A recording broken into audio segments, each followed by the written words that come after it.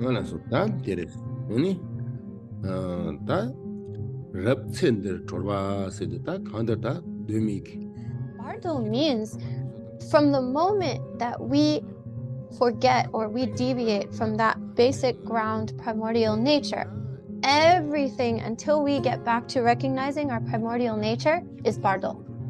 Ideally, to be able to awaken in this lifetime, to be able to awaken to the natural freedom in this lifetime, and doing that by recognizing awakening back into the original ground of being, the primordial ground of being. And so now we explain, like, how do this bardo states, how do they come about? And that's what the next verse explains. So failure to realize the basic ground of our being is the first basis of our confusion. And from this come the perceptions that are born from that confusion, delusory perceptions, and that is samsara, cycling without beginning, end, or interruption, like a whirling firebrand, until they revert to freedom in the immediacy of the ground of being. The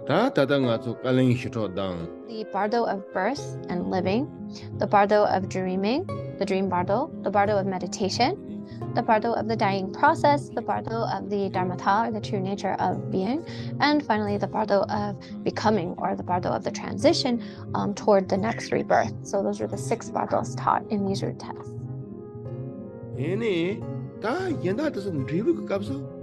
Then we do have a path. We have to know how to prepare. In other words, the bardo of the present life is so important, because if we wait until we're reaching the next bardo, the bardo of the dying state, it's much more difficult to have any sense of control over that experience. Once we've kind of our lives have come to the completion, then there's less control over how we can navigate ourselves. That's why now is the time to do everything we can to prepare, so that we're ready for the next phase of the next bardo.